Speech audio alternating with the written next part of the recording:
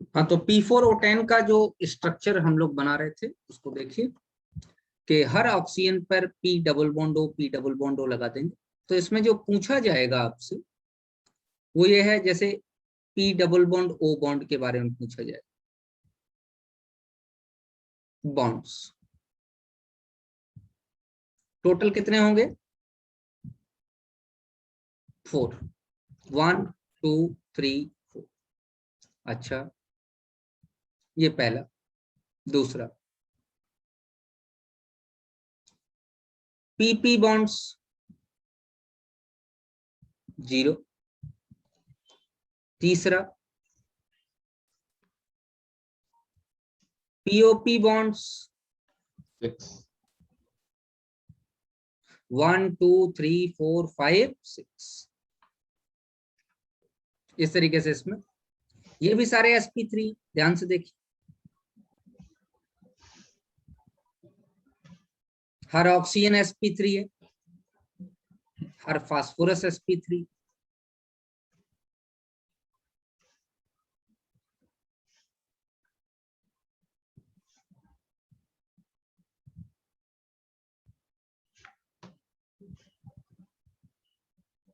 ठीक है, yes, sir.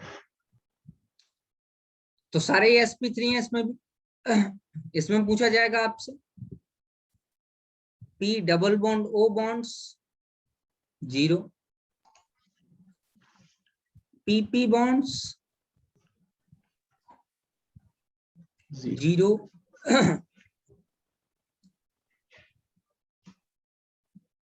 POP bonds 6,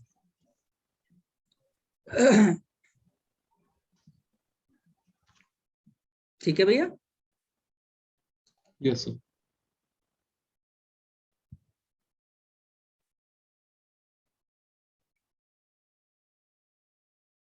ये इस तरीके के क्वेश्चंस आपसे पूछे जा सकते हैं बेटे, और इस तरह के क्वेश्चंस आपसे पूछे जाएंगे जिसमें आपको बॉन्ड्स के बारे में समझना।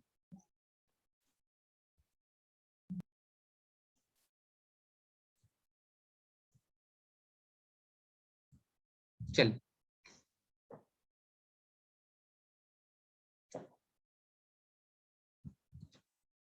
अब एक स्ट्रक्चर बनाने के लिए आपको दे रहा हूं, आप वो स्ट्रक्चर बनाइए।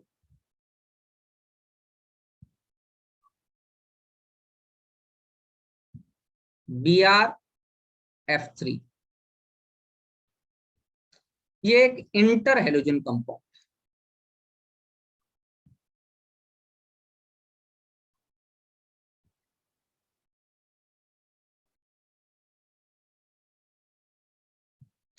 Inter halogen compound X X dash X X dash 3 X X dash 5 X X dash 7 इस तरीके से बनते हैं।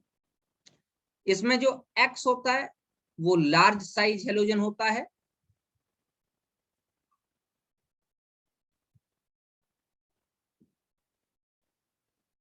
और जो X डैश होता है वो स्मॉल साइज हेलोजन होता है। ठीक है भैया, BrF3 का स्ट्रक्चर और हाइब्रिडाइजेशन, ज्योमेट्री, शेप बनाइए। ध्रुव, बना पाओगे? BrF3 का BrF3 ब्रोमीन का सर टी शेप हो जाएगा। इलेक्ट्रॉन 7, कितने फ्लोरीन? 3, 1 2 3, कितने लोन पेयर? 1 2, तो यहां पर 3 3 बॉन्ड तो बॉन्ड पेयर हैं और 2 लोन पेयर।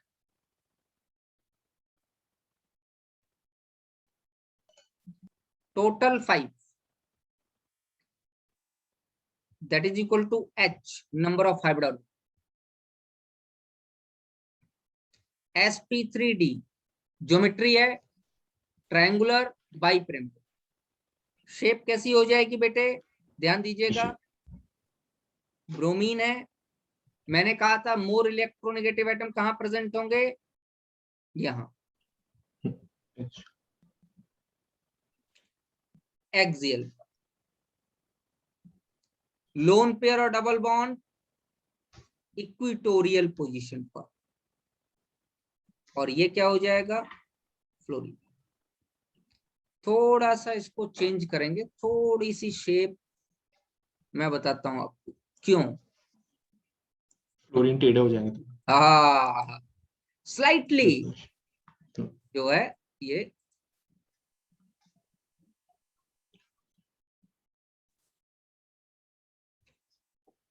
एक्चुअली बहुत बढ़िया ड्राइंग तो नहीं बनेगी, फिर भी स्लाइट डेविएशन तो दिखाया ही जा सकता है। एक्चुअली ज्यादा हो जाता है, ये इतना होता नहीं, थोड़ा स्लाइट डेविएशन दिखाया। ये ऐसे, इसका पूरा नाम है band T shape. Although it is a planar molecule, पूरा टी प्लेन होती है, पूरा का पूरा टी प्लेन होता है। इसका पूरा नाम है बैंड टी शेप, याद रहेगा? Yes sir.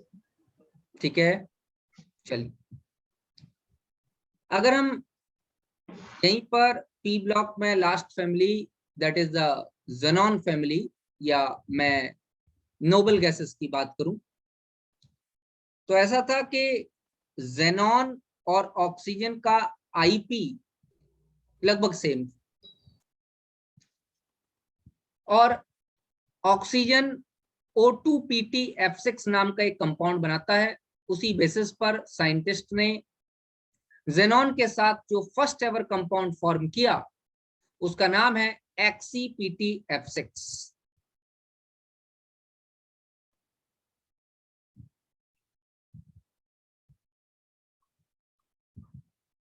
on the basis of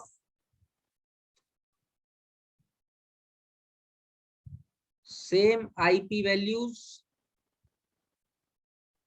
of oxygen and xenon,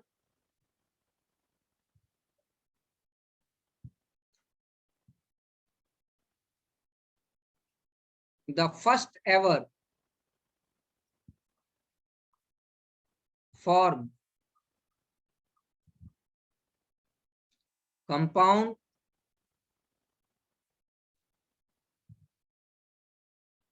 was from noble gas,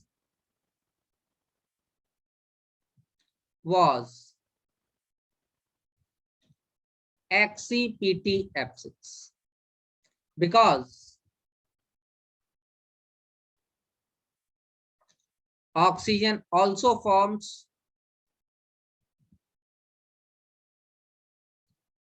O2PtF6।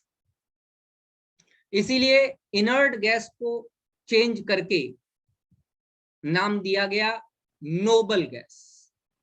Inert gas को चेंज करके इसका क्या नाम दिया गया, इसका नाम दे दिया गया नोबल गैस। चलिए आइए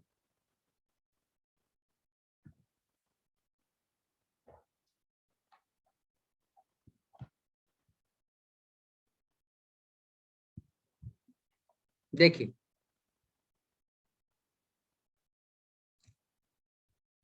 नोबल फैमिली ने ऑक्सीजन और फ्लोरीन के साथ मिलकर ज़ेनॉन और क्रिप्टॉन ने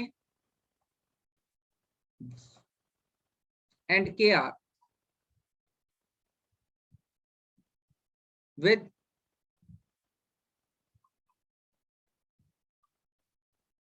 oxygen and fluorine forms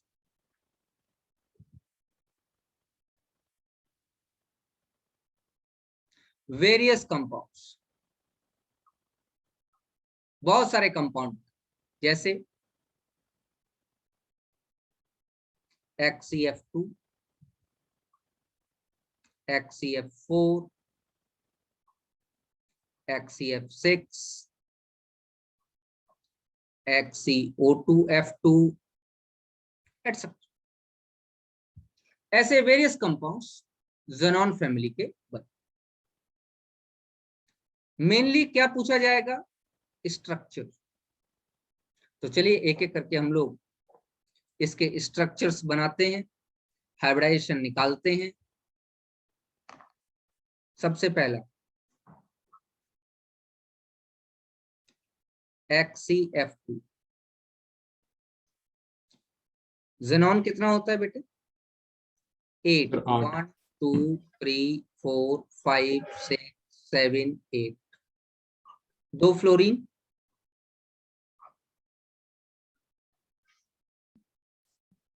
1 2 3। तो बेटा 2 तो बॉन्ड पेयर हो गए,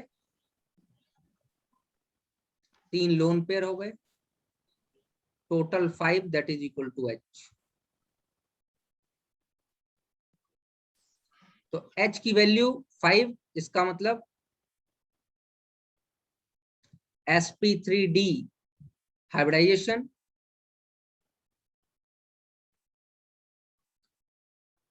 और sp3d हाइब्रिडाइजेशन जो होता है वो ट्रायंगुलर बाइपिरामिडल ज्योमेट्री में होता है। ट्रायंगुलर बाइपिरामिडल जो ज्योमेट्री है वो में लोन पेयर की जो पोजीशंस हैं वो इक्वेटोरियल होंगी।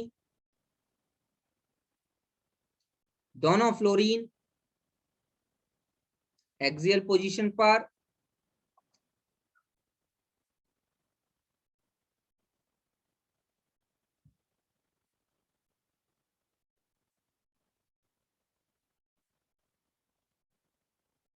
तीनों फ्लोरीन इक्वेटोरियल पोजीशंस पर। शेप हो जाएगी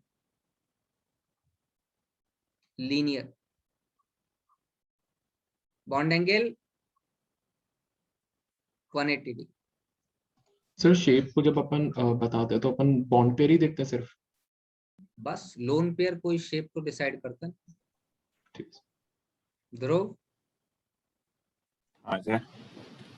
समझ में आया? हाँ सर। XCF2 हाँ बोलो सर। बेटा। ठीक। हाँ सर। XCF4 बनाओ बेटे मेरे साथ। जहां कोई दिक्कत हो बताओ।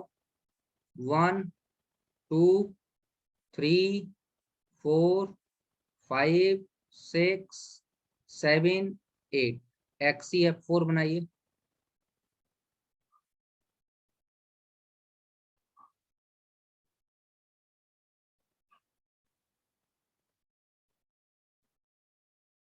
एक ये लोन पेयर, एक ये lone pair. Total bond pair कितने हैं? 4। लोन पेयर कितने हैं? 2।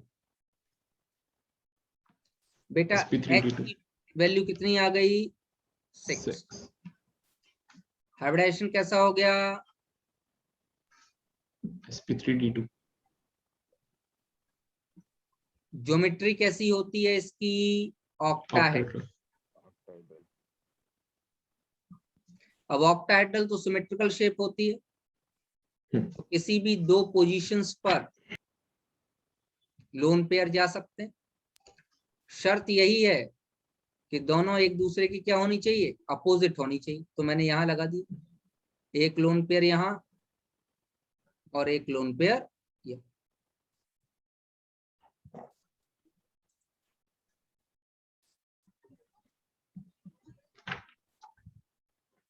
क्या बन जाएगा?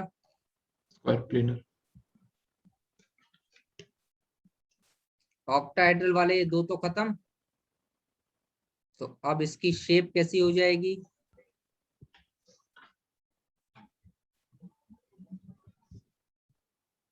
Square planar. Clear? Yes sir. Yes sir.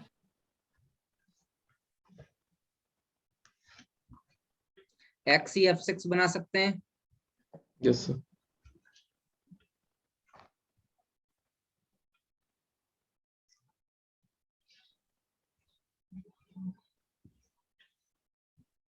Xenon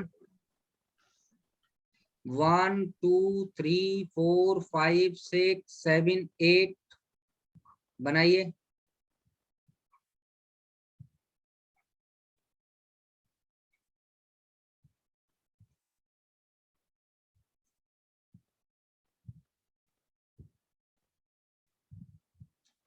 बेटा total bond pair 6, lone pair 1,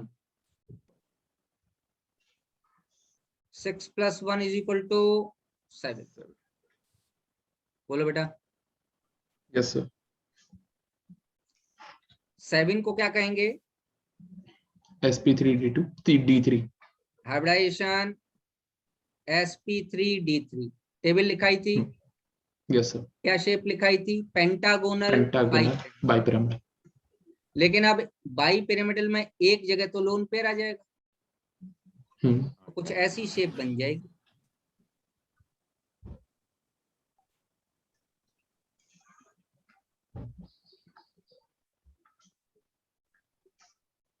और यहाँ क्या आ जाएगा? एक लोन पेयर आ जाएगा। तो जो पेंटागन है वो थोड़ा सा ऐसा दिखाई देगा जैसा कि ऑक्टाहेड्रल दिखाई देता है, लेकिन पूरा पूरा ऑक्टाहेड्रल नहीं होगा, क्योंकि वो तो शेप तो पेंटागन वाली है। बोलो बेटा। Yes sir. मैं बना के दिखाता हूँ। ज्योमेट्री इसकी कैसी है? पेंटागोनल। पेंटागोनल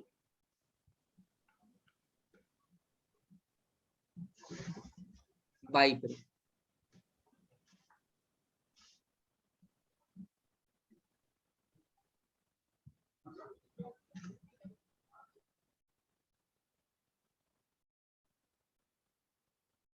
ये पेंटागन।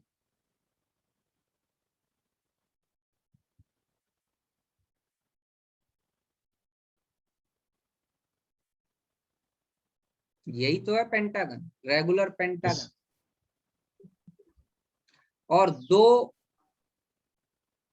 यहां पर एक्सियल लगे, ये है। तो मैं कह रहा हूं यहां तो हर जगह तो फ्लोरीन लग जाएगा, दिखाई दे रहा है? ध्यान से देखिएगा। और ये जो एक जगह है ये लोन पेयर की है। सर ये जो दोनों आपने शेप बनाई ये एक तरह से सिमिलर ही है ना?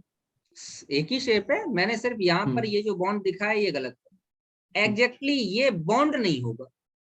समझ बात आ रही नहीं आ रही? ठीक है। इस बॉन्ड की जगह हमको क्या दिखाना चाहिए बताओ? क्लाउड। जो हाँ, भी। क्लाउड दिखाना चाहिए। तो मैं यहाँ पर क्लाउड दिखा रहा हूं। तो ये जो क्लाउड है ये डिस्टोर्ट तो करेगा इसे, लेकिन ये थोड़ा बहुत ऑक्टाहेड्रल की शेप जैसा हो जाएगा। तो इसका जो शेप होगा वो होगा डिस्टोर्टेड ऑक्टाहेड्रल। ये ध्यान रखने वाली बातें हैं बेटा। अगला, अच्छा एक आपको दे रहा हूं, बनाइए।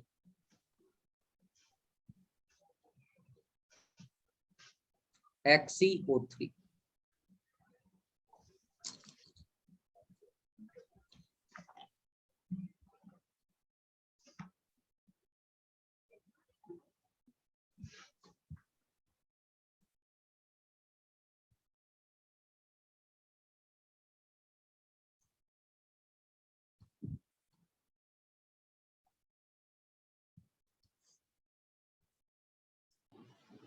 टी शेप होगा क्या?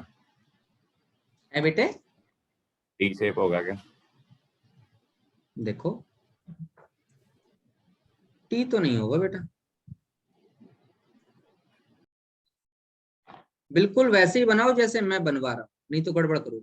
Xenon valence electron 1 2 3 4 5 6 pyramidal 7। हो जाएगी। ऑक्सीजन बाइवेलेंट है, एक 2 इलेक्ट्रॉन लेगा, दूसरा ऑक्सीजन भी 2 इलेक्ट्रॉन लेगा, तीसरा ऑक्सीजन भी 2 इलेक्ट्रॉन लेगा, बाइवेलेंट है। और अकेला है, कोई हाइड्रोजन तो प्रेजेंट है नहीं जो उसके साथ जुड़ के बाइवेलेंसी अपनी पूरी कर। एक क्या हो जाएगा, लोन पेयर हो जाएगा। तो यहाँ पर क्या हो जाएगा, 3 तो बॉन्ड पेयर हो गए, एक लोन पेयर हो गया। ये क्या निकालते हैं, 4 क्या होता है, hybrid orbital. Hybrid orbital.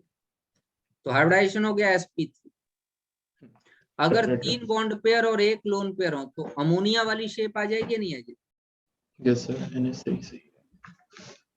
Yes sir. तो जेनॉन के 1 2 3 और एक लोन पेयर, ये किस में आ जाएगा? तो दिस इज पिरामिडल।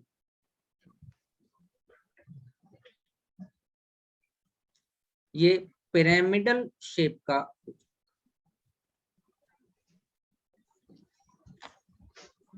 ये मैंने पी ब्लॉक से रिलेटेड आपकी केमिकल बॉन्डिंग की स्टडी आज आपको कराई, जिसमें हमको पी ब्लॉक से रिलेटेड चीजों के बारे में जानकारी, इनसे रिलेटेड कितने स्ट्रक्चर्स हमसे पूछे जा सकते हैं, कौन कौन से, मेनली इसमें ऑक्सो एसिड्स, ऑक्साइड्स, इनके स्ट्रक्चर्स, इनकी बॉन्डिंग, इनकी जो शेप्स, बॉन्ड एंगल्स, मैंने हाइड्राइड्स के बारे में भी आपको बताया, थर्मल स्टेबिलिटी, रिड्यूसिंग नेचर, इन सब के बारे में आपसे पूछा जा सकता है। वैलेंस बॉन्ड थ्योरी एक अच्छी थ्योरी थी, जिससे कि हम बॉन्डिंग के बारे में पता कर लेते थे। लेकिन वैलेंस बॉन्ड थ्योरी में बहुत सारी मिस्टेक्स पाई गई। वैलेंस बॉन्ड थ्योरी पहले सिग्मा बॉन्ड और फिर पाई बॉन्ड बनने के लिए कहती थी। वैलेंस बॉन्ड थ्योरी एक मॉलिक्यूलर ऑर्बिटल की फॉर्मेशन के लिए कहती थी। Valence bond theory magnetic behaviour और कलर्ड नेचर के बारे में कोई ज्यादा बातचीत नहीं बताती थी, और अगर कुछ होता, कोई चीज एक्सप्लेन भी करनी होती थी, तो 100% सही नहीं है कि वो सही एक्सप्लेन हो जाए। कैसे, एक छोटा सा एग्जांपल लेते हैं। जैसे अगर मैं ऑक्सीजन की बात करूं O2, तो according to valence bond theory वो डायमैग्नेटिक, क्योंकि सारे इलेक्ट्रॉन पेयर्ड। लेकिन actually O2 is paramagnetic in nature. Actually O2 is paramagnetic in nature. देखो जरा ध्यान से,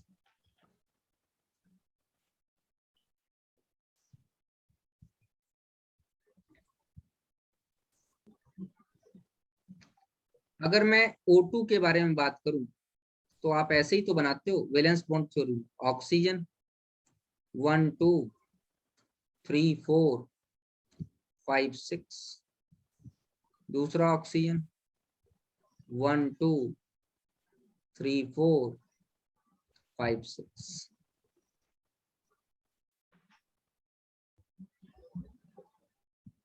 6 और 2 8,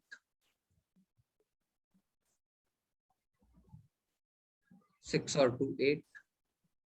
ऑक्सीजन डबल बॉन्ड बना रहा और सारे इलेक्ट्रॉन पेयर्ड है। कोई तुम्हें अनपेयर्ड इलेक्ट्रॉन दिखाई दे रहा है कैसे, जल्दी बताइए। तो ध्रुव, क्या आप ये बात जानते हो कि if all the electrons are paired, then it must be diamagnetic. Diamagnetic का क्या मतलब होता है? Weakly repelled from the external magnetic field. लिख देता हूं,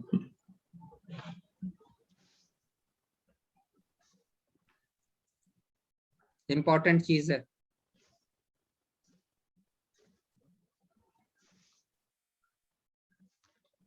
weekly repelled from the external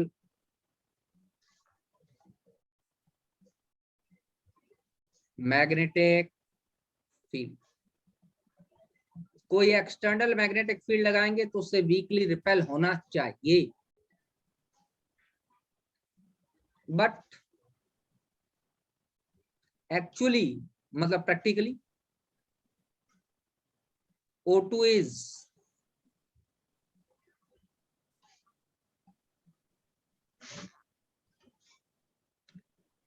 paramagnetic in nature. Paramagnetic का क्या मतलब है? अनपेड इलेक्ट्रॉन होंगे। Weekly, very good, attracted towards external magnetic field।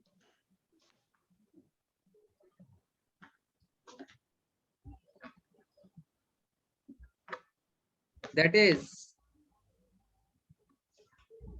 it must have unpaired electron।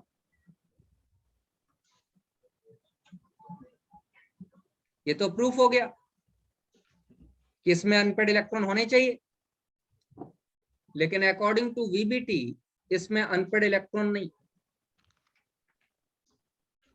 तो मैं कह रहा हूं पैरा मैग्नेटिक बिहेवियर के बारे में नहीं बता रही है, कलर के बारे में नहीं बता रही है, जो बॉन्डिंग बता रही है उसमें एक ही मॉलिक्यूलर ऑर्बिटल की फॉर्मेशन बता रही है। ये सारी इसकी जो है लिमिटेशंस थी। बाद में जाके पता चला कि hybridization is a hypothetical concept. Hybridization concept है, हाइब्रिडाइजेशन हिंदी में एक गलत कॉन्सेप्ट है। तो इतना सब पता होने के बाद साइंटिस्ट ने एक नई थ्योरी डिस्कवर की जिसका नाम था मॉलिक्यूलर ऑर्बिटल थ्योरी। और मॉलिक्यूलर ऑर्बिटल थ्योरी से molecular orbital theory valence bond theory comparison में काफी अच्छी थी, क्योंकि वैलेंस बॉन्ड थ्योरी से जिन जिन चीज को हम एक्सप्लेन नहीं कर पा रहे थे उनमें से काफी सारी चीजों को हम लोगों ने मॉलिक्यूलर ऑर्बिटल थ्योरी से एक्सप्लेन कर ली।